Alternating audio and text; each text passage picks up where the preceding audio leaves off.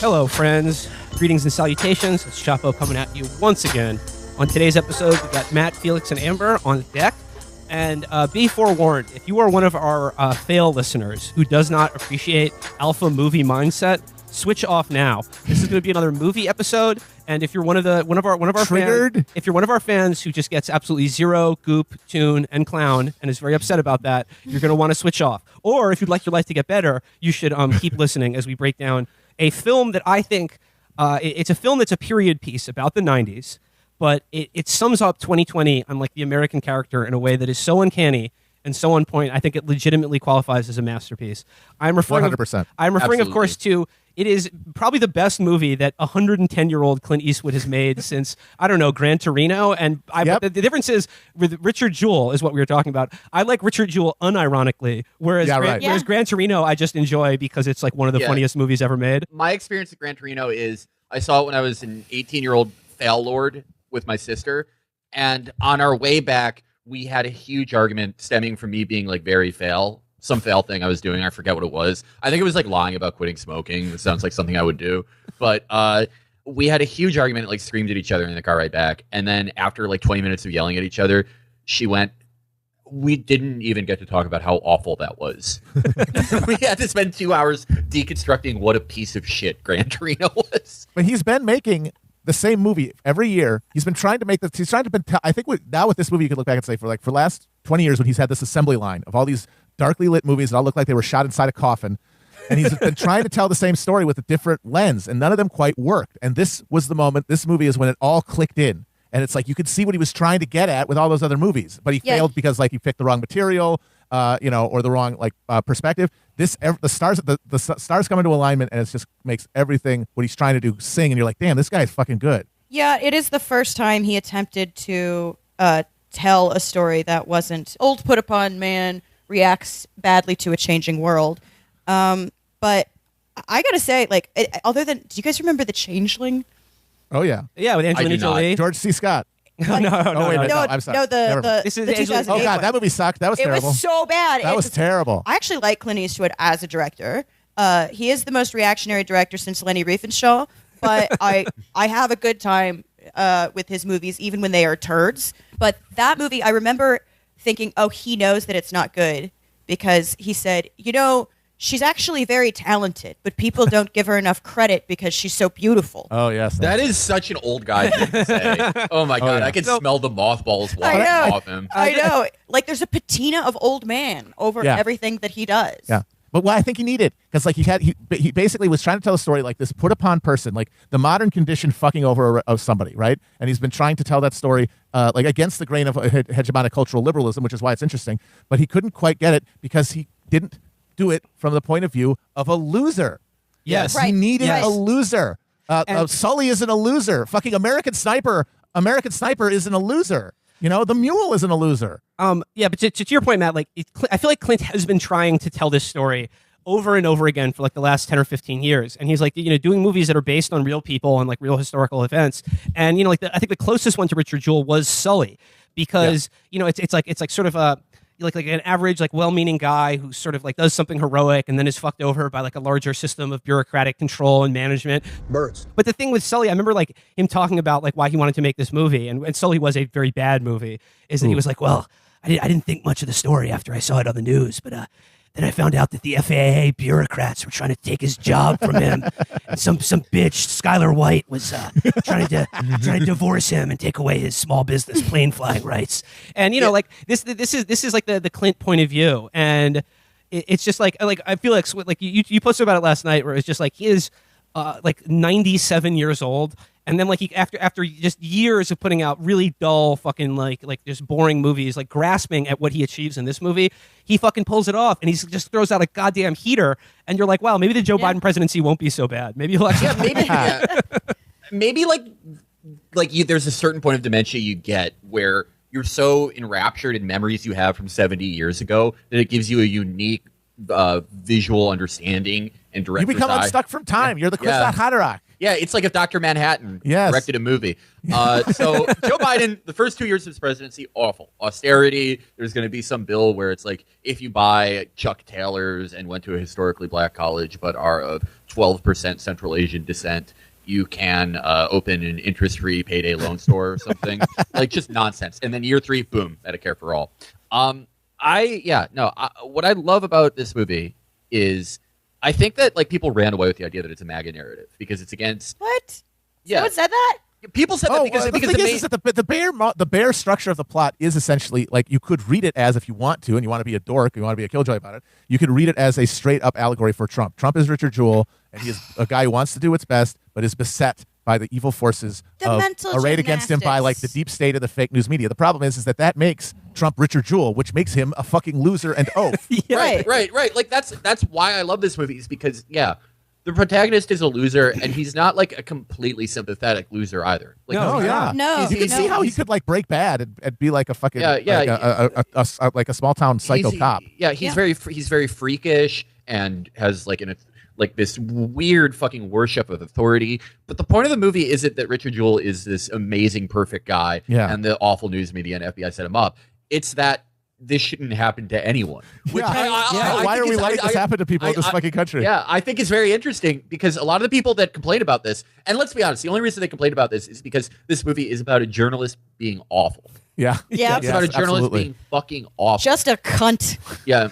One of the things that this actually reminded me of that kind of fits into the whole like, oh, this is a MAGA movie thing, is I started thinking about like, oh, this is like when like the CIA grabbed some 14-year-old because he said he was going to bomb someone off of a gaming stream, and the panic is that like any sort of resentfulness that is reflected is automatically dangerous. Amber, I think it's amazing how people who correctly identify that doing this to young black men and doing this to young Muslims is completely insane, that the tide is stacked against them, but they're so ready to do it to people like Richard Jewell, or to do it with the Joker, where they think suddenly these people who are rightfully skeptical of terrorist narratives and the national security state are suddenly going, well, the military says we should be careful because this movie might radicalize people. Yeah, right. I want police officers at the Joker screenings. Yeah, I want to get into like breaking down like bit by bit the movie. I have so many notes. I was just watching this last night, just madly typing out notes for today's episode.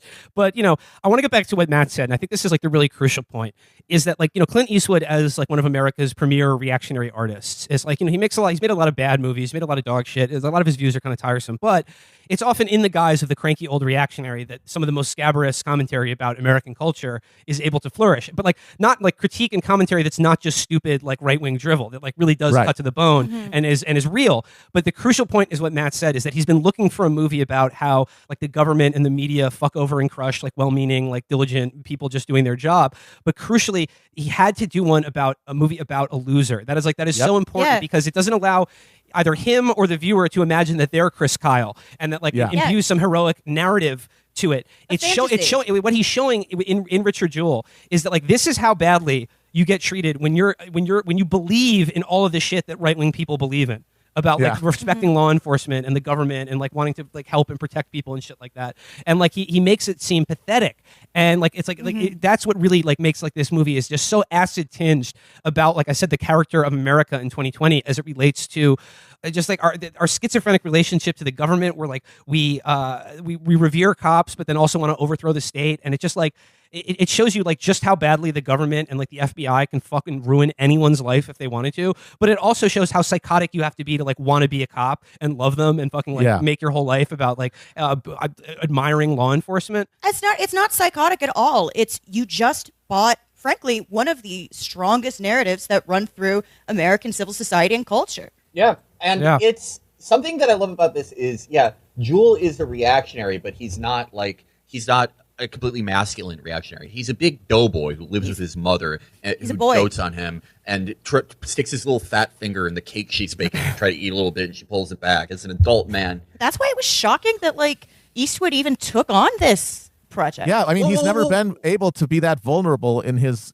like authorial sympathies before. He's always had to be a guy like him because you remember this guy's the guy who decided to run for mayor of Carmel, California, because the ADA made him build a ramp to the hotel he owned.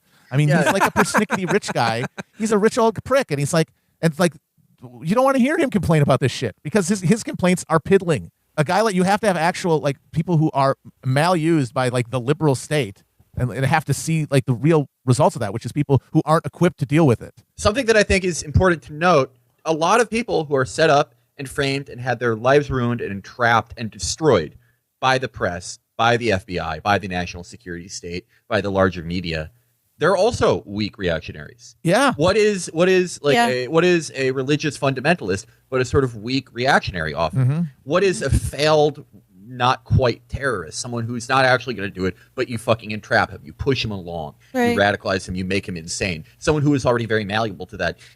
The point of it isn't that we have a perfect protagonist or a perfect subject of law enforcement and media torture. The point of it is that no matter how weak or reactionary or whatever the views are, that you can just say, oh, well, he was in that position, that it's never okay to do this.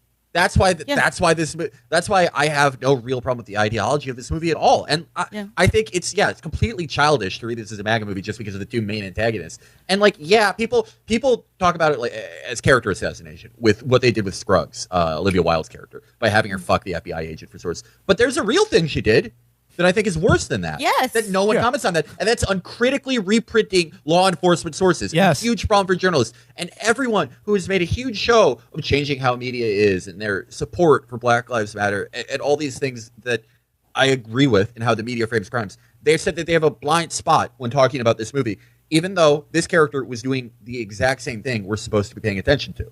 Right. Critical repetition of law enforcement sources. That was what this person's job was. That's the beauty of like the glamour and the crystal ball of like liberalism, because you look through one lens and that character is just this unscrupulous hack repeating police talking points, which is now like the worst kind of person you can be in the Black Lives Matter era. Or you turn it a little bit because it's in the context of a Clint Eastwood MAGA movie and she's a female journalist. Yeah, the bravest kind. That's the defining characteristic. Okay. Let's dive into the film itself, because like there's so much stuff here that bears talking about. And I mean, in case you don't know the story of Richard Jewell, it's about the sort of like hapless oaf security guard who the FBI stitched up as being the culprit for the Centennial Park Olympic bombing in 1996. But the film opens in 1986, and Richard Jewell, played by Paul Walter Hauser, in an absolutely virtuoso performance. Oh my God. Just amazing. Adam Sandler pipped at the post, best performance of last year. Paul Walter Hauser as Richard Jewell is just so heartfelt and stunning in this role. There's so many fucking layers to the performance, and just like he didn't even get an Oscar nomination. It's a Shonda. It could have been walked away with it. It could have been just like a caricature of like this kind of guy that we've made fun of relentlessly on the show. But it's so much more than that. But I have to note that the very first line of dialogue that you hear in the movie is spoken by Watson Bryant, who's played by Sam Rockwell, who portrays the lawyer that will go on to be his sort of savior when he gets like really fucked up with the FBI. But the first line of like audible dialogue you hear in the movie is Sam Rockwell's character on the phone with someone at a law firm, or it's the U.S. Small Business Administration. And he says here, the first thing you hear in the movie is, "You're violating the most sacred rights of a small business owner." And then he goes, "You're threatening me? Do it to my face. I'm at blah, blah, blah." He gives the address. He's like, "Come on down. I'd be love to see you." He's like getting in like a forum flame war. And then he just goes, good talking to you. He goes, "Good talking to you, Senator." And it's just like, damn, this guy is fucking for real. Yeah, this guy's fucking for real. He's ready to fight a senator over violating small business rights. So it's like it begins in 1986, and it's like the first meeting of Richard Jewell and Watson Bryant. And at the time, Richard Jewell is a lowly supply clerk at the U.S. Small Business Administration, and he's sort of like he says like, "Oh, like, hey, I see you're new here," and he pulls up with his little supply cart, and then he lets Watson Bryant know that he's already filled his desk not just with tape and staples, but with Snickers bars, because he noticed that there were Snickers wrappers in his garbage can. And like this establishes like something so important about the Richard Jewell character, is that like he works these bullshit like fucking like menial jobs, but he puts all of himself into it. He's like just so dedicated to being the best supply clerk imaginable, and as a result of that, all of his coworkers just shit all over him. Like he is just abused and humiliated by people simply because he wants to do his job well. And he fucks it up by trying to do extra credit. Constantly. Yes, exactly. Because he has the ability, because he's not a full, like, he is an oaf in all of his complexity, because he's very incompetent in some ways, but in other ways he is very competent because of that attention to detail and his focus, and how much of himself he puts behind his work.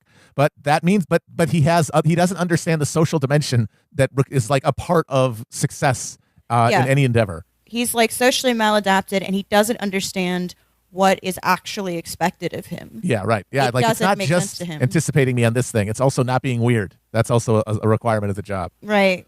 The unspoken rule of America that you can't be that strange. You can't be exactly what Richard Jewell is, which That is there's manners. That this shit isn't about ability necessarily. It's about ability to absorb manners. And you sink or swim in this country based on manners, not on virtue or ability. Which plays very hard into everyone's characterization of him later, and their suspicions of him, because he acts weird. So they're like, "This is the way a bomber would act." It's like, no, that's the way a weird person acts. Yeah. Yes, and in some ways, generally, few people have it harder in America than the socially maladroit but enthusiastic freaks who. Where was Richard Jewell supposed to learn how to behave normally? Yep. Where in his life? Well, that's Right. a Set up crucial for And also, some people can't ever do that. Yeah, they can't. They couldn't do it if they wanted to. And how are we going to treat people who for whom this is not an expression of like their worthiness? It's pure chance. But Felix, the crucial thing is that like you said, it's about manners, not about virtue or effort or ability. But like Richard Jewell is like the kind of person who has received his sort of cultural programming about what a competent someone worthy of admiration and respect in our society. It's like he's received his programming like from early Clint Eastwood movies, right? Yes. And because he like takes it seriously. Well, and his mother. Yeah, and his sweet mother, which we'll talk about in a second. But it's just sort of like there's something so tragic about like there's no one America hates more than anyone who like really seriously believes in playing by the rules and doing a good job. Like that's such an important thing going forward. And like so he meets Watson Bryant, and it's this sort of like the chance meeting between him and this like sort of swaggy like lawyer who stands up for small business rights. And it cuts from there at the law firm to he's on his lunch break, and he's in an arcade playing one of those like games where like the gun is attached to the arcade box by like a cable, and he's just sort of like robotically like firing at targets. And Sam Rockwell meets him, like, sort of runs into him there and starts playing with him and just pulling the trigger with him. And then Richard Jewell says, it's kind of like practice for my future in law enforcement, maybe FBI, Secret Service, I'm thinking. And Rockwell goes, well, like, why would you do that? Because like it's just not like Rockwell's like he's sort of this very like libertarian guy who's very skeptical of authority figures. And in Richard Jewell and Paul Walter Hauser, he finds his exact opposite in a man who just like imprints on any authority figure around him like a baby bird and just follows it. And he says, well, why would you want to do that? Why would you want to get in law enforcement? And Jewell says, because I believe in protecting people. And I'm sorry, that literally is why a lot of people want to go into law enforcement. You can say all fucking day long that they have some sort of like psychotic fucking Clint Eastwood fantasy. And yes, a lot of them do. But neither does that, not all of them, and neither does that preclude also a sense of virtue that they associate with being a protector, no matter how fucking like outdated or absurd that seems to anyone who is critical of that kind of authority. The sheep and the wolf thing from American Sniper is like that, the undergirding idea there. Well, I thought that was amazing because American Sniper has this very managed look at the world where it's like you're either like a weak pussy cuck or you're a wolf, and you have to be bad to protect everyone. But what I love about this is like there are some characters you could say are wolves, like John Hamm's character, but it points out those aren't the only two types. Sometimes you're just a fucking loser. Yeah. What about losers? Yeah. What about they want to help, but they don't know how. And not just that, but everyone could be, given their conditions, a sheep or a wolf. Like we all have the sheep and the wolf inside of us, or whatever. Right. That's the thing. It's not pro cop in saying that cops should have free reign or that they're fundamentally good people. It's saying what Sam Rockwell's character says, that the having power makes you a fucking maniac. Yeah. Richard Jewell is a little bit of a maniac, and we see that when he works his job as campus security. He's a little bit of a maniac. He's not as much of a maniac as John Hamm's character. John Hamm's character, as the FBI, as cops who murder people. That said, it's not saying, oh, this guy has a right to be a cop. It's saying that this guy has the right to human dignity, and everyone does. He has the right to human dignity, and guess what? When you put him in a job when he doesn't have a lot of power, but can essentially, when you give him parameters and restrict his authority, he's actually pretty good at it, and he does keep people safe. Well, the protecting job he was good at. He was bad at the policing part, the authoritarian part. Yes. Because that shouldn't be a job. Absolutely. So so it's like nailed it. In these early scenes, I think it's important. Like that Rockwell is nice to him. he calls him Radar, like from MASH, and they have a little bit of like a sort of like inter-office joviality with one another. But it's clear that Rockwell just kind of like barely tolerates him, and he's just like, but he's the only one who treats him with like any level of dignity out of anyone who interacts with. And then like, so Jewell comes into his office at one point, and he's like, hey, I just wanted to say bye. I'm taking another job, and he gives him a Snickers bar before he leaves. It's so like wholesome and heartbreaking at the same time. And before he does, Rockwell, he takes like a crisp hundo out of his wallet, and he's like, hey, I'm giving this to you as a quid pro quo. And he's like, I'm giving it to you because when you get your badge, don't become an asshole. And like Felix says, he says, a little bit of power turns a person into a monster. And I'm giving you this so that you don't do that. I can collect it from you like later when you get your badge. So like that ends. Then it cuts like 10 years ahead in time, and it's now 1996. And Richard Jewell is working at a campus security. He's working as a campus security officer at a college, just getting shit on by obnoxious college brats who are like, "Oh, fuck you, rent a cop. I can drink beer if I want because my parents paid tuition here. It's like I'm paying rent. Oh, you have no authority over me." And what happens? It's literally like it's a pity they can't both get brutalized. And what happens? It's like he goes into like a dorm room to like he's like, "What I said you no drinking on campus this semester." He's doing his job, and then it cuts He's to being a psycho. Yeah, he is. still. Yeah, he is. Yeah. He's being too intense, but the issue here isn't that the kids are shitty assholes, which they are. The issue isn't that he is exacting authority in a shitty, aggressive way, which he is. The issue is that the university system is a fucking daycare and shouldn't exist. But Yeah. Amber, That is Amber, a bad design of structure. We Am- could avoid this entirely if we decided you're 18, you're an adult, get an apartment, go to class or don't. I don't care. It's your fucking life. But you don't get to go to sleepaway camp where you have a fucking babysitter that we have to charge with exacting some kind of authority on you, but also you sort of have rights, but not really. And you're kind of a tenant, but not really. It's all bullshit. The problem is it's the fucking university. So yeah, Amber, like he's paid to be a babysitter to these obnoxious college brats, and he does his job, and like his job is a little bit stupid, and he does it with a little bit too much of a manic zeal about his dedication to law enforcement, even though he's not really a cop. So what happens? He's the babysitter. Then the parents come home, and he gets called into the dean's office. This movie has an evil dean in it, and he thinks he's going into the office to get a commendation for being so good at his job, stopping college kids from boozing. But no, the dean chews him out for doing his job. And then also these are our customers. Yeah, and then he also reveals that Richard Jewell has been prior to this latest incident been performing drunk driving pullovers on the highway outside of college and he's like, Richard, we don't have any jurisdiction. And he goes, I know, but I believe in law and order. You can't have a country without it. And what I love about this scene is that it is like the low-T academia version of literally every scene in Dirty Harry with him and the stupid chief. Where they're like, damn it, Callahan. Oh my God, that's true. Damn it, Callahan, did you have to destroy so much property? There are political concerns here. And then he's like, I'll tell you what, Lieutenant. Maybe I should have let them rape another few Girl Scouts before I drove that car through a store window. Billy's dead, McGonagall. I'm trying to eat here. So what does he do? And he's like, and then what he reveals is that like he's like, well, Dean, he quotes the dean's own speech back to him about how he quote doesn't want any Mickey Mousing around on campus, and the dean is just so fucking taken aback that someone who does Richard Jewell's job would have paid attention to his some perfunctory speech to open the semester, or like I said, like he's blown away that he takes the job that he's been given seriously at all.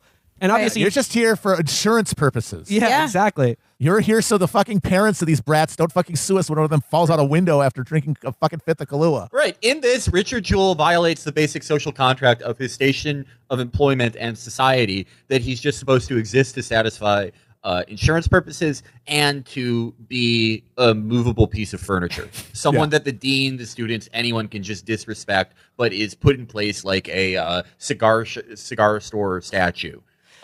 Just an ornament, the thing that's supposed to be in that institution. And there's a certain amount of shit he's supposed to take for about $7 an hour. Okay, so then Richard Jewell, he thinks he's going to receive some sort of medal of commendation from the dean for fulfilling his beer bust arrest quota. But what happens? He gets fired from his job. He loses his job, and then the scene right after that is him and his friend at the gun range. And he's sort of like, he's expressing his frustration to his friend. He's just like, I was really good at my job, like I took it seriously. And his friend is sort of like, why? It was a bullshit job. Just like babysitting college kids, bullshit. And then he's just like, yeah, I know, man, but like it stings. And then his friend says, he goes, the Olympics are coming, brother. You can police the whole damn world. And then just smash cut to him just pitching bullets through a target with an AR. Yeah. Just tearing apart one of those paper body targets with an AR. And I was just on my feet, just God Clint Eastwood. He's still got that fucking heat. He's still got that fastball. Yes. I love it. It's I so literally good. too thought that like, oh, this is, and why it's good is because despite being like a reactionary image, what it does is actually give a decent kind of portrayal of what gun culture largely is, which is nerds. Yeah. These are fucking nerd losers. Yep. Yeah. But I just love that line with the Olympics. You can police the whole world. So from there, it's like, okay, the Olympics are coming, and the whole first third of this movie has this like very like eerie and menacing vibe to it because we all know what's coming, and like none of the characters are ours. So it's this ominous tone to all of it. So it cuts from there to introduces Olivia Wilde's character, or as I like to call her, the most evil woman ever.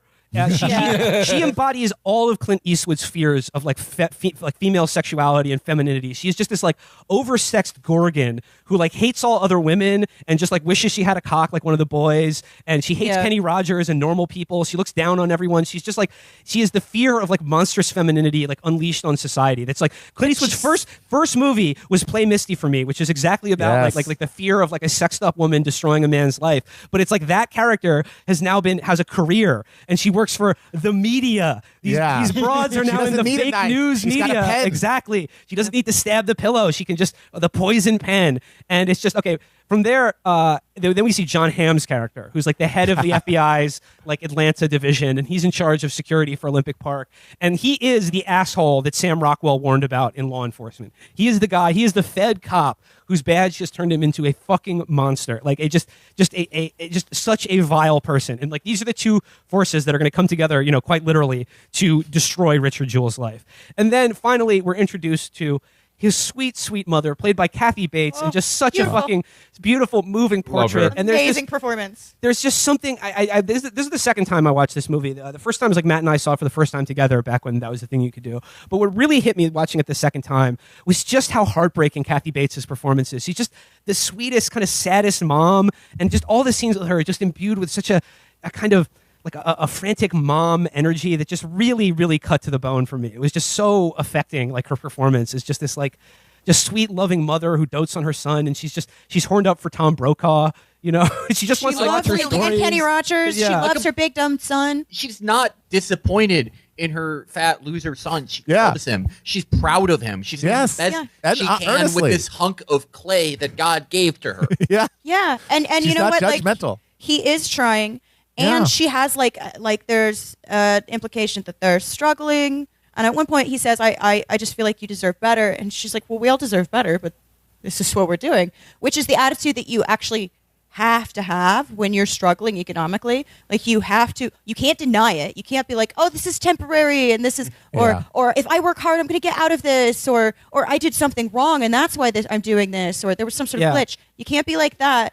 But like you do have to acknowledge that it's real and that it sucks, but also you got to move the fuck on. Yeah, Amber, that is the point of the movie. No one deserves this, but that's what we got. And crucially, we have more coming. Crucially, what she says, Amber, is like she says, we all deserve better, honey, but this is what we got. So just get out there and do your job. That's what she says. And like, so he's gotten the job as the security guard at Centennial Park, and he's like excited about it because if I do good with this job, I could possibly get back into law enforcement. But it had also been previously established that he was at one point a sheriff's deputy, but lost that job for unspecified reasons, probably because of his overzealous commitment and sort of strange personality.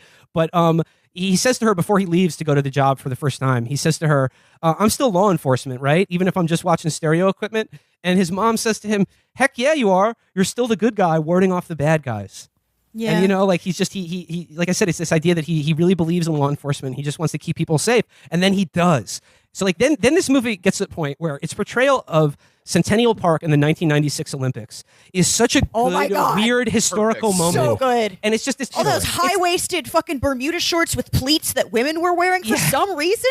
It's this very weird it's like a period piece. This is a historical procedural, but it like the 90s don't feel that long ago, even though 1996 was 25 years ago.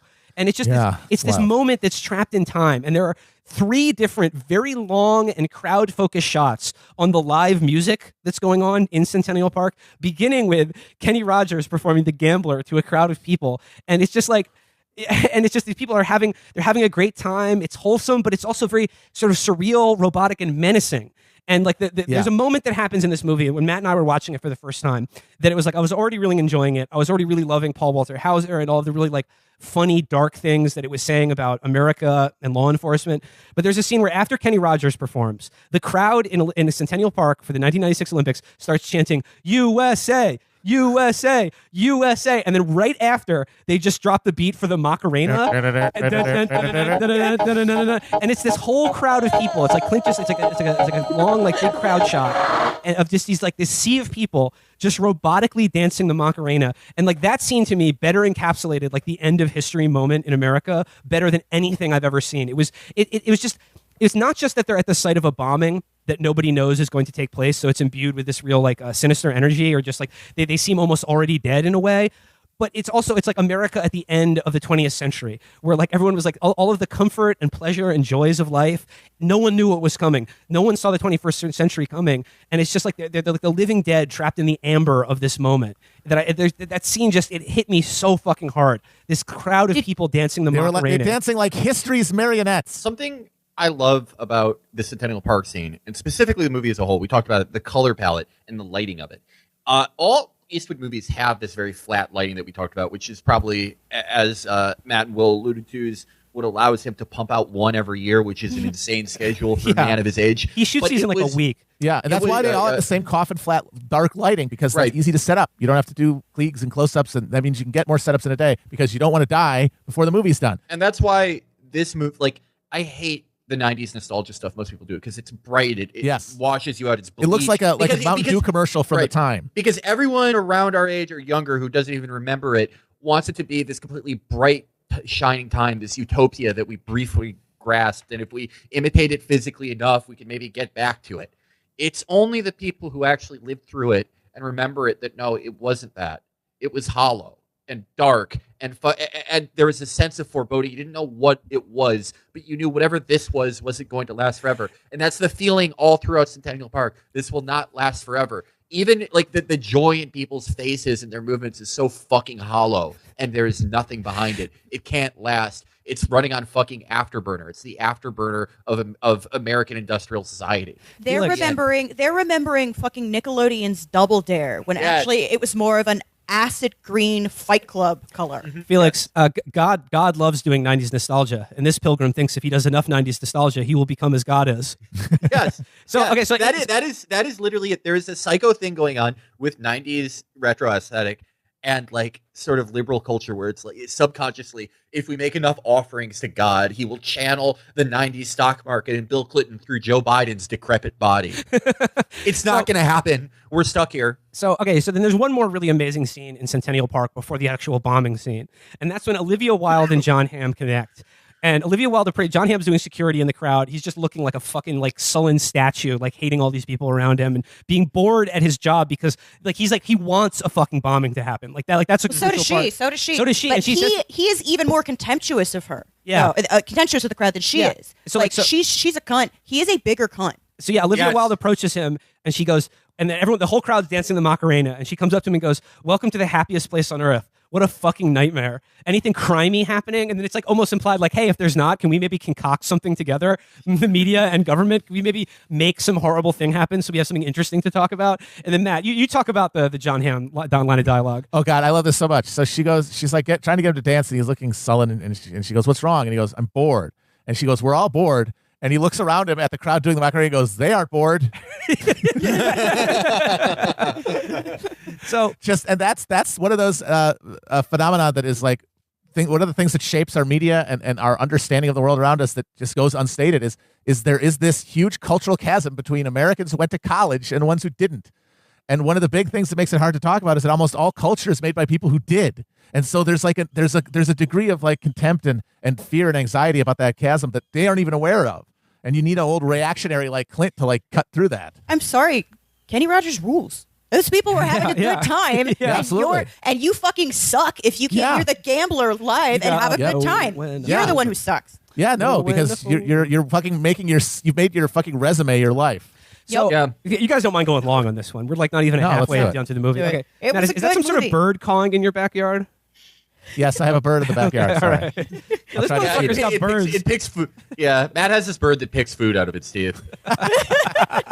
They formed a symbiotic relationship. It's very beautiful. Yeah. So okay, it's like that's the first night of the Centennial Park concerts, and it's like his mom shows up. They dance to Kenny Rogers together. It's so sweet. So sweet. And then it gets to the night of the bombing, and wouldn't you know it, it's Jack Mack in concert, and then Richard Jewell is like, he's like, Jack Mack's my favorite artist. Well, he says that so that he is not being told to go home because he has diarrhea. Yes, which this is the most. In many ways, this might be the most Chapo movie ever made. Yes, it really is. Crucially, he has the runs on the night of the bombing, and crucially, it is his like duck walking to a porta potty, which leads him to discover the backpack left under a park bench that is filled with fucking 3 giant pipe bombs and nails.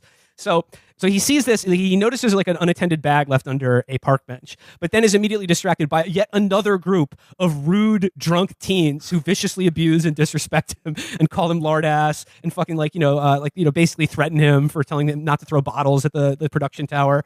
So he brings them over to the park bench where the bomb is, and they sort of sit down there and they're like, duh, blah, what's this? Blah, let's fucking take it and just sell it to the House of Blues. The teens think they can just sell a backpack to the House of Blues. That was very strange to me, but crucially, these drunken, rude teens, by sort of tipping the bag over onto its side, perform a crucial act that probably saved dozens of lives in that bombing, because by putting it on the ground, it directs the force of the blast, like it diffuses it, and if it had been propped up, it would have just sent all of those fucking ball bearings and nails just straight out into that crowd full of people, and Christ knows how many people would have died if that hadn't happened, or if Richard Jewell hadn't done the correct thing. And he so notices the suspicious package. He makes the cops call it a suspicious package when they call it in, because initially they're like, forget about it, who cares? And then they bring in the bomb tech guy, who opens up the bag, stands up, and his face is fucking like just ashen white. And Jewell says, he's like, they told us in training that if you see the bomb tech guy go pale, that's when you got to run. So like, that's an amazing line. Yeah. That's an amazing line too. He's like, I remember this from homework. Yeah. And he's really thriving in a crisis situation because he actually studied the procedure. And a bomb guy in Atlanta has probably never encountered an actual bomb threat. Yeah.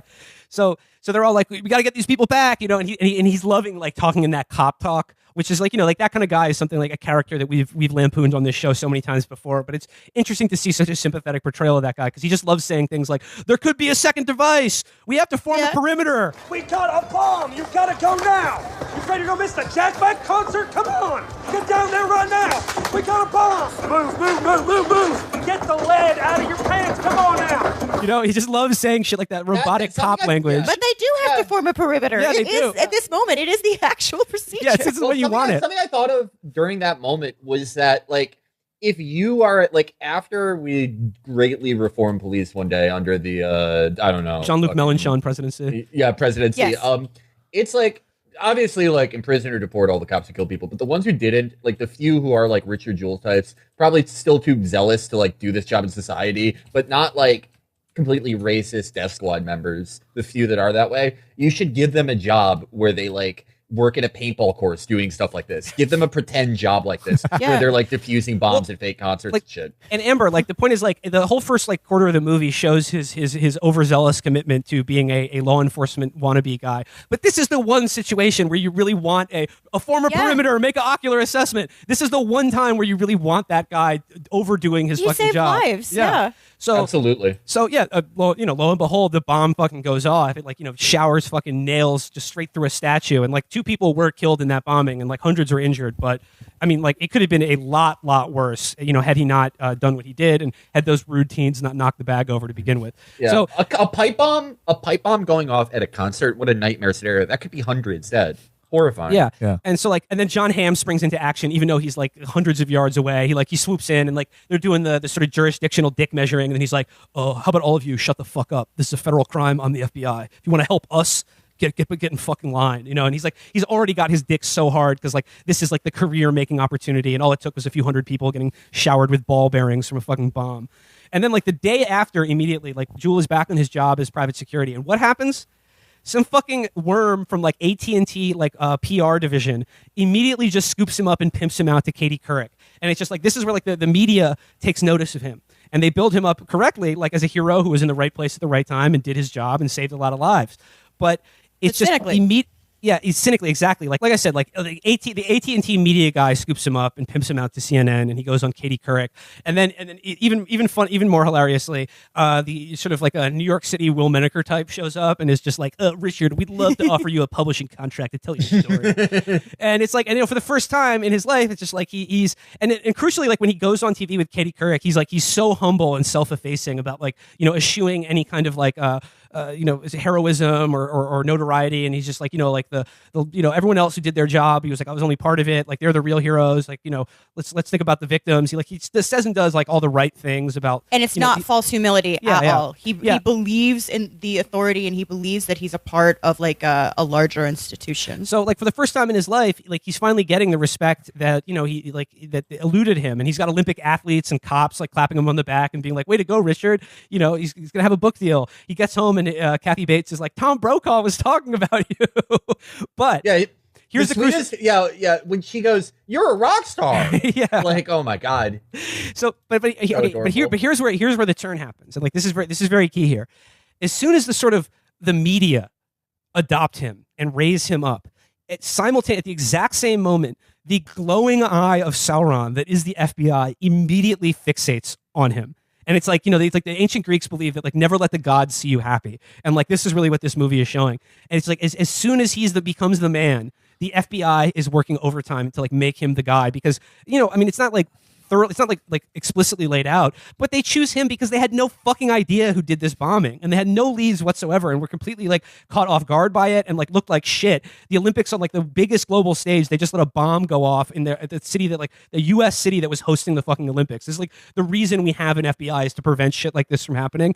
So what happens? And where do they first get on to this idea? And he was easy too, because he's Richard Jewell and not fucking John Hamm. Exactly. He looks like Richard Jewell. So how did they get on to Richard Jewell? How did they get this idea that he was the suspect? It's the evil fucking dean from the beginning who calls the FBI to drop a dime on him for no other reason than like, he just thinks that like, I saw Richard on TV, and the kind of notoriety he's getting now is just sort of what I felt he was always searching for here as a campus security officer, and it made me nervous. So I'm just going to snitch on him to the fucking feds. It's the evil dean again.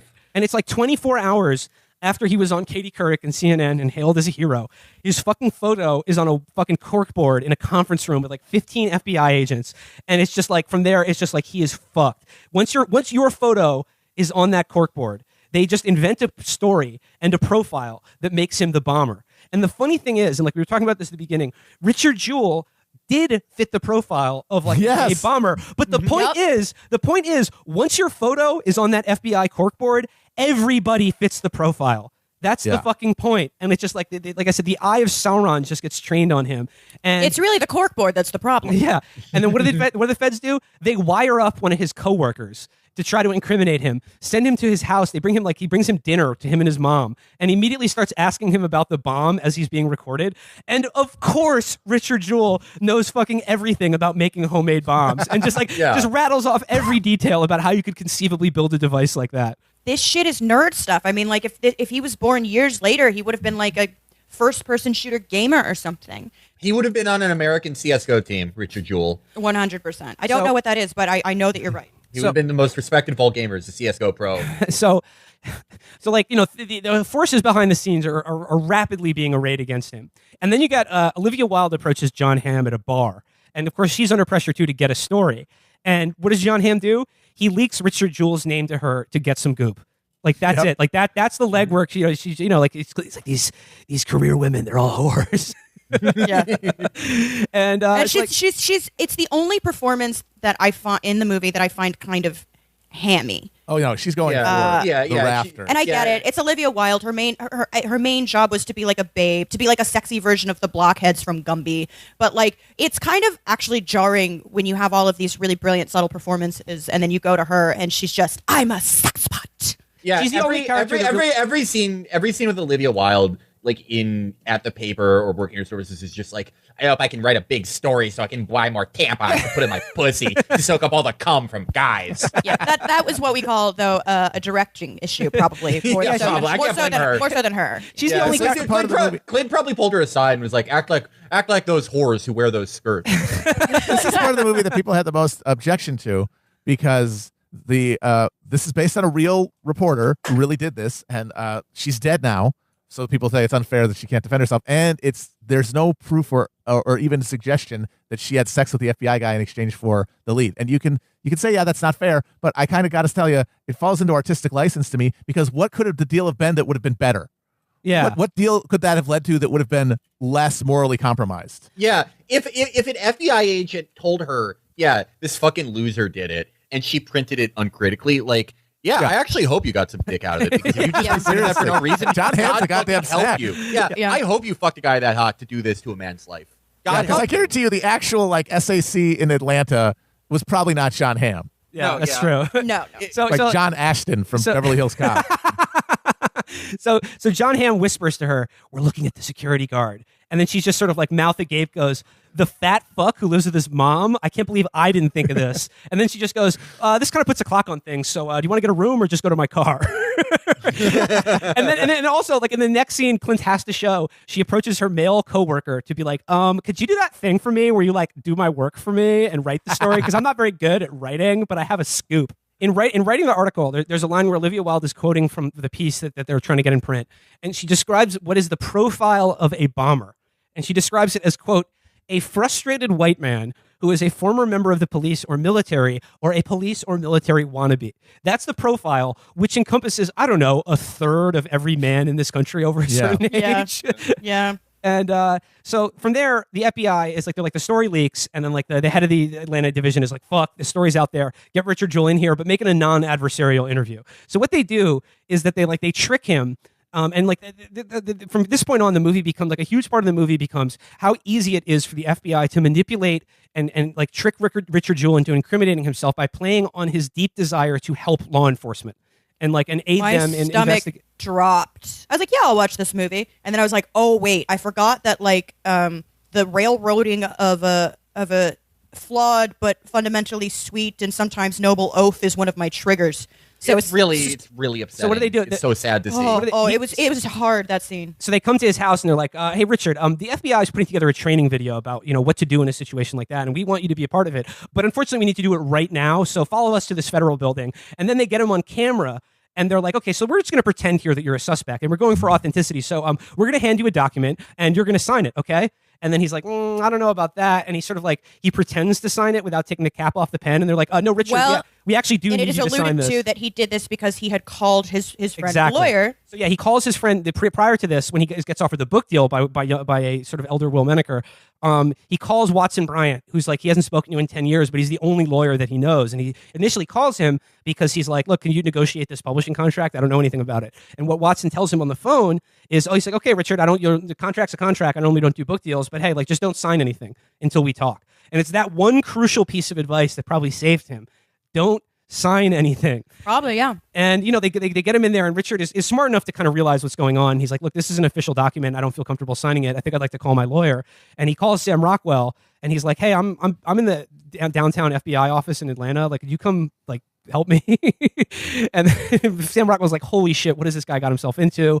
He's like, "Don't tell them anything. Don't talk to them. Just wait till I'm there." He gets him out of like the clutches of the FBI. And then like sort of the movie becomes about the relationship between him and Sam Rockwell. And Sam Rockwell is like increasing frustration with him as he tries to defend him and be like, "Look, I'm the only guy in your corner. I believe you. I believe you that you didn't do this, but like you got to understand, like no one else does, and everyone that you talk to and every single thing that you say and do is only going to incriminate yourself further. So just shut the fuck up." And then like we get more of Sam Rockwell's character, and we see like there's another character who's sort of his legal aide or his secretary, but also it's later revealed his girlfriend and eventually wife, and her name is Nadia. And like she's from the old country, and the's a scene where Nadia Kachian, Hannah's mom. there's a scene where she says to him, she goes, "Where I come from, when the government says you're guilty, that's how you know you're innocent." And like I was just thinking, what what an alpha, like strong libertarian guy thing to have an Eastern European girlfriend named Nadia who's also your employee. Yes. Right. Yes, yeah. And Yeah, so you it's got it through the mail. it's Rockwell is really the only guy on his side, and then like his mom is just like, why did Tom Brokaw say that about you? And it's just like it's his mom and his lawyer are like the only ones in his corner, as like the media, just like the same media that raised him up, just swarm around him to just consume his corpse. It's a really funny scene where Rockwell goes to his house and like officially becomes his attorney, and he comes out of the house and he gets like thronged by reporters, and he's just like, look, yeah, like I'm representing him, like blah blah blah. He's like going through this whole thing, and he gets in his car and he drives away. And what happens? Olivia Wilde has snuck into the back of his car and just pops up like some fucking like hitman and starts to sort of squeeze him for fucking juice. But because Sam Rockwell is a strong libertarian man going his own way, he is immune to the powers and seductress succubus-like powers of this vile Gorgon. And he's like, get the fuck out of my car. I'm going to call the cops. And then Olivia Wilde literally does the Tweety Bird meme where she's like, you want to call the cops? Go ahead. Call him, bitch. I'll have sex with him. She's literally the call the cops, I'll have sex with him meme. No, but what she actually does say, and Felix, this gets to your earlier point about journalists. She says, go ahead, call the cops. Cops love me. I tell their stories every day. Want me to tell yours? And like that is the crucial thing. Like that gets to like such to the heart of what like most crime beat reporting is that you have sources in law enforcement, and you get those sources by telling a version of events that is a story that they tell you that they want the public to know about. And that is how you advance in your career. That's how you get scoops. That's how you get stories, is by essentially dictating law enforcement's point of view. Yep. And yeah, you run PR for them. Watson Bryant and Nadia, they eventually do this thing, and it's like this really good scene that's it cuts in between them walking the route from Centennial Park to the payphone that Eric Rudolph called the bombing in, and it's intercut between Michael Johnson racing to win the 200 and the 400 meter gold medal, and like they make the walk from the park to the phone, and then of course immediately realize that there's no way that Richard Jewell could have been in that park and made that phone call in the time frame that we like the time frame that the sequence of events happened in, which is like maybe the fucking FBI should have done that to begin with. It's like it's obvious that he didn't do it. It's making you contrast between like dumpy white Richard Jewell and Michael Johnson just being the fastest, most like physically perfect man in the world with the fucking gold jewelry and Fastest like man alive. A superhuman, a god on earth, and then just a lump of oatmeal. who was walking with diarrhea. Yes. So yeah, exactly. It was the 200 meter crab walk to the bathroom. So at that point, Rockwell realizes that like, holy shit, this guy's being railroaded, and like I'm only a real estate lawyer, but like this pisses me off, and like I'm the only one that can help him, so I'm going to take this seriously, and I'm going to help him. And then then the FBI comes in to like search him and his mother's house, and it's just like. He asked Richard, he's like, okay, do you have any guns in the house? And he's like, yeah, we're in Georgia. And he's like, okay, put them out on your bed. I don't want the FBI to get any surprises when they pull a fucking Uzi out of your cupboard. And lo and behold, he has like 30 fucking guns. Again, though, he's not wrong. It is Georgia. Yeah. When they get to the point where he's like a grenade. Why do you have a grenade? It's like, it's empty. It's like, yeah, where I'm from, guys do have grenade paperweights. And They're it's like, just cool. there's this brutal scene where like the FBI brings like 30 people into him and his mom's apartment to like ransack everything and just dissect every fucking piece of trash, every fucking square inch of their house. And Rockwell just keeps telling them like, don't say anything. And Richard Jewell just can't help himself. He keeps trying to talk to the cops, get them to like him, get them. He's like, I just want those guys to know that I'm law enforcement too. And Rockwell is just getting like more and more insane. And he's just like, don't you understand that these people want to put you in the electric chair? Why are you being so deferential to them? Why are you being so nice to them?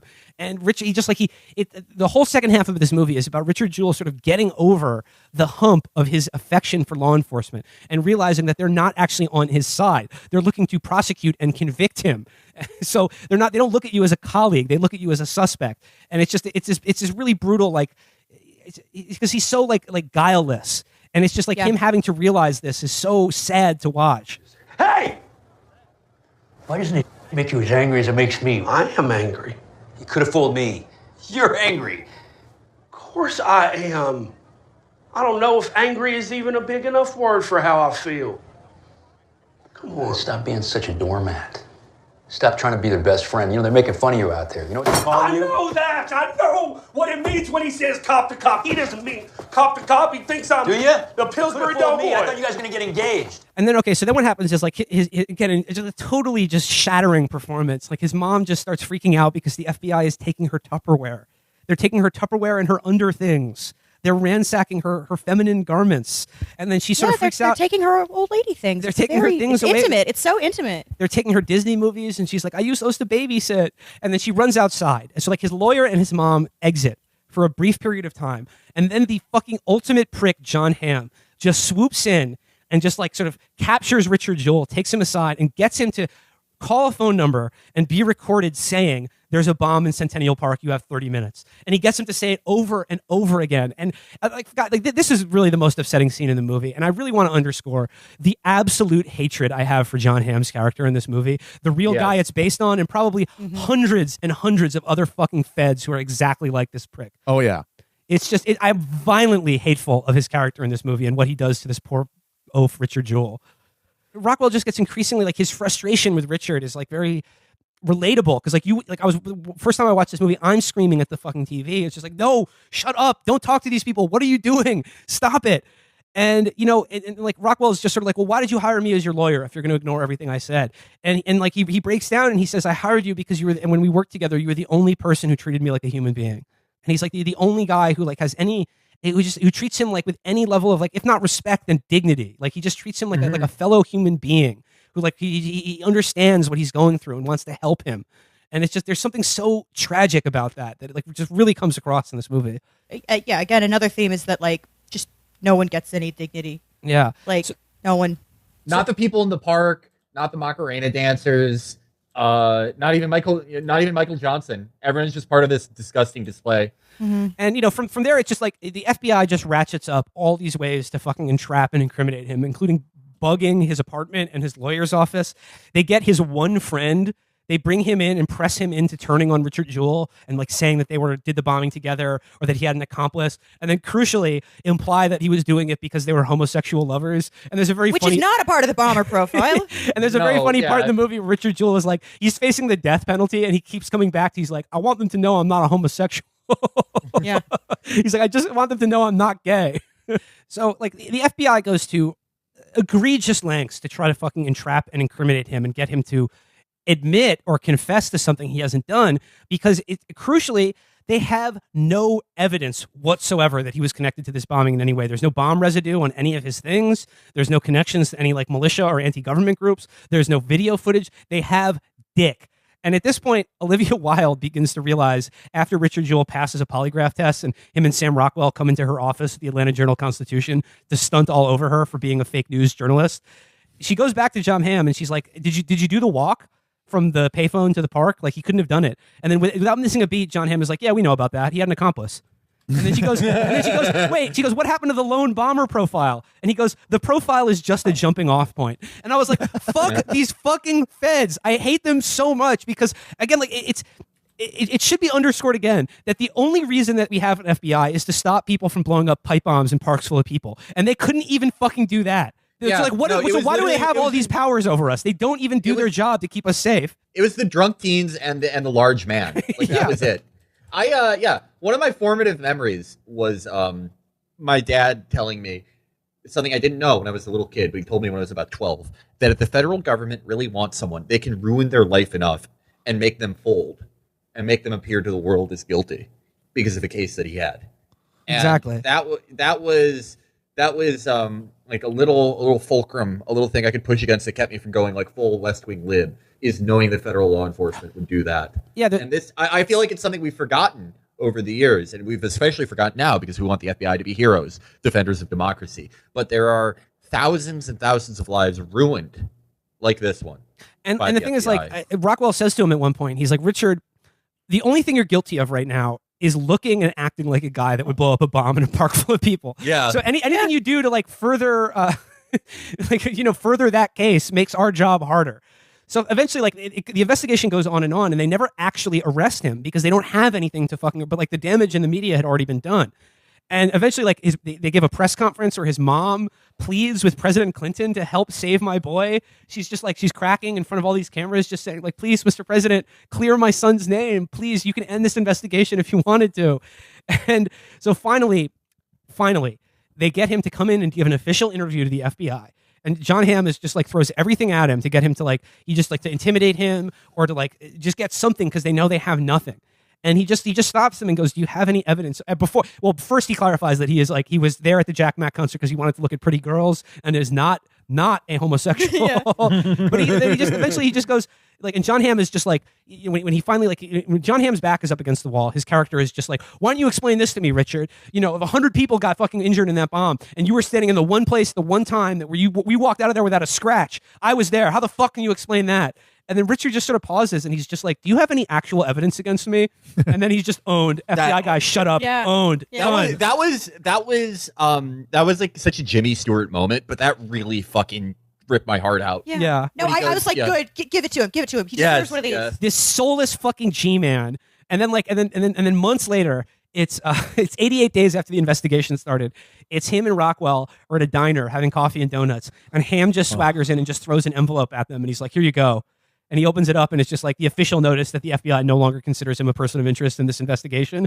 And then he's just like, "Let's get one thing clear. I still think your client is guilty as hell, and my clients are all the people in that park. I was there." That I failed. Yeah, that I totally fucking failed. Yeah, asshole. And then at one point John Hamm says to Richard Jewell, he says, "I was one of them," meaning the people who was in the park who got hurt. And it's like, no, you fucking weren't. You were like, I was a survivor. He was standing there with his fucking twiddling his thumbs when that bomb went off. And then he's just like taking it all on his back. It's like, well, I'm representing the victims by trying to railroad this sweet, gentle oaf into the gas chamber. Also, the oaf was there too. Yeah. Like it never made any sense at all. None of his theories made any sense. So he just kept adapting in them and then just throwing in like, what, gay lovers? Like, it was like, yeah, Amber, whenever the FBI runs out of ideas, they're like, just say he was gay. That'll get him to fuck up. We're gonna try to make him we're gonna try to make him make a mistake by implying that he's low-key sus with it.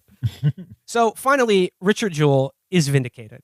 His mom gets her Tupperware back. He gets his guns back.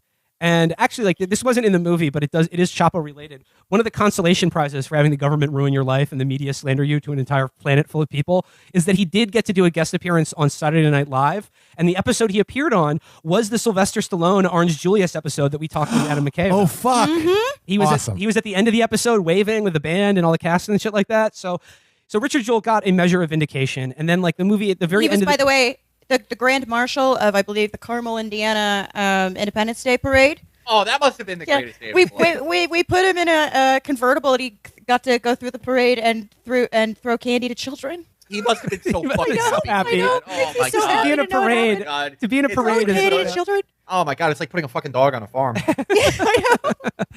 So the movie jumps ahead into the future, and we see Richard Jewell is back in law enforcement. He's a sheriff's deputy again, and he's working his job. And Rockwell walks through the door. And he's like, "Hey, Richard, it's been a long time." He's like, "Look at you. He's like, you finally got your badge. You made it." And he comes in, he tells him, he just shows up to say, he's like, "They got him. Eric Rudolph.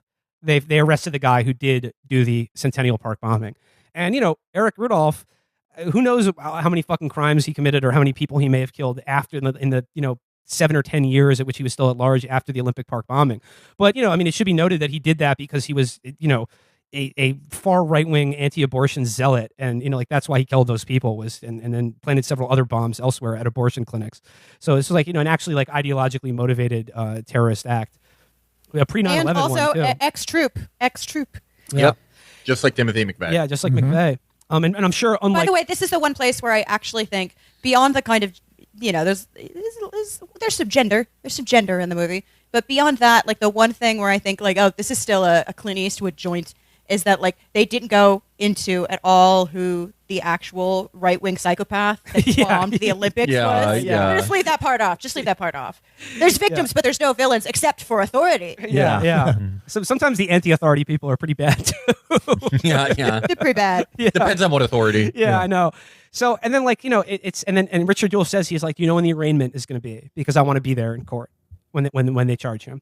And like that's the last you see of him, and then it fades to black. And in what is actually really the most crushing fucking moment in the movie, the first end title card says Richard Jewell died of heart failure in 2007 at 44.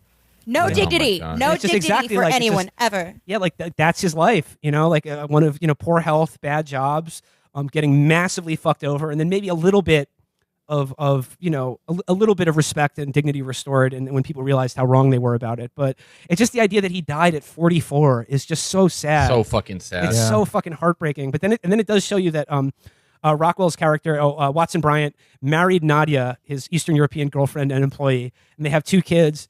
And Barbara Jewell, Richard's mom, still babysits them to this day. Yeah. Oh, it was just, oh my God. I know. Strong men also cry. Oh my Strong God. men also cry. This might be the most Chapo movie ever. It's, again, about a fat loser with diarrhea who tries to do good and is persecuted. And we love him, folks. We love him. Yeah, no, I mean, the Richard Jewell and like Paul Walter Hauser's portrayal of him is such a stock Chapo character that is, we certainly have made that kind of person a figure of fun and risibility and not unjustly so. But I mean, this movie is really heartbreaking because it really does that turn that back on you in a lot of ways. Mm-hmm.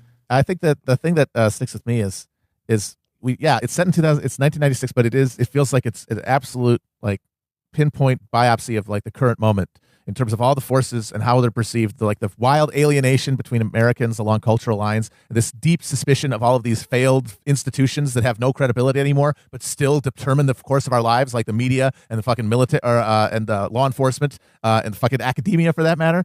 And we just think about how much worse things have gotten since the mid 90s and how much more mediated our lives are by the fucking internet and shit. And I can't help thinking that, in 1996, Richard Jewell, that guy, he was the hero at Centennial Park. But I can't help thinking that if that same guy grew up now, he would have been planting the fucking bomb. Not to be all whatever, but we all could have been planting the bomb, depending on. Well, I'm just saying because of how worse everything has gotten at all the same axis since 1996. I see what you're saying. And there. that's what I mean about Probably this. wouldn't be planting the bomb. Maybe it'd be a mass shooter or something. Oh, exactly. I mean, I was just trying to do symmetry. I mean, he's too fucked. He would be like the guy who sent the bombs that were just like Cesar Hitachis taped to a fucking like burner cell phone to Robert De Niro, the guy with the van. I mean, my comment would be that like it's all the more terrifying because the FBI profile that they stitched up Richard Jewell with is the exact opposite of who Eric Rudolph was. Who was a guy who was part of a network of fucking anti-government extremists and had an intense ideological motivation for carrying out an act of terrorism. It wasn't like he was just a wannabe hero or wanted notoriety or attention or to like play a part or get some sort of accolade. It was like this was a politically motivated act of terrorism that was done with accomplices as part of a broader kind of terrorist network. And then like the FBI completely missed that, like they did also miss 9/11. He had trouble integrating into society, but he had moments where he was very successful too. Like, so he was sort of like up and down, which is also sort of indistinguishable. I mean, like a lot of Americans are. They have good luck and they have bad luck.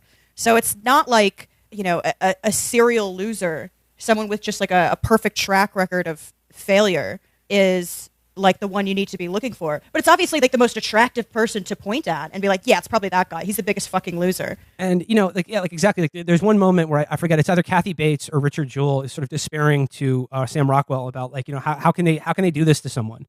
And Rockwell goes, it's easy. It's because you don't matter. And like that to me really like sums up the horror of this movie is that like if you don't matter, it's like I said, as soon as that glowing eye fixates on you, anybody can fit the profile, anyone can be broken, and anyone can have their lives ruined if you fit the picture of a character in a story that very powerful people want to tell or need to tell because they need to tell it because they're not actually in control. Like as I've said many times on this show, they can't actually stop bombs from going up in fucking parks. Yeah, it's just all they have is the ability to be authoritarian. Yep. They have to find someone. Someone has to pay. That's for their inability to actually manage any of these things they're supposed to be doing. All there could ever be is eternal scapegoats. I thought it was a really good Clint Eastwood movie, and mostly I watch them at this point, the later ones, to sort of laugh or to get some sort of like ambient sense of the reactionary imaginary or whatever. This was I totally agree. Morally complicated, but also sympathetic, and it's literally because, again, he chose the story of someone that he would never fantasize being. Yeah. I think that pretty much sums it up. We've gone long on this one, but sorry. That was Richard. This was, folks. That was the life and times of Richard Jewell, and that was the strange moment of America in the late 90s, entering the 21st century, and that nobody could see what was coming. But this movie is very much about the America that we currently live in many ways. So absolutely, I think that about sums it up. Just God, Clint Eastwood. We simply must bow down before He's still got a few the ancient, wizened master. Bow down before him. Let's go out. Roll that beautiful Macarena sound. Bye, everybody. Bye.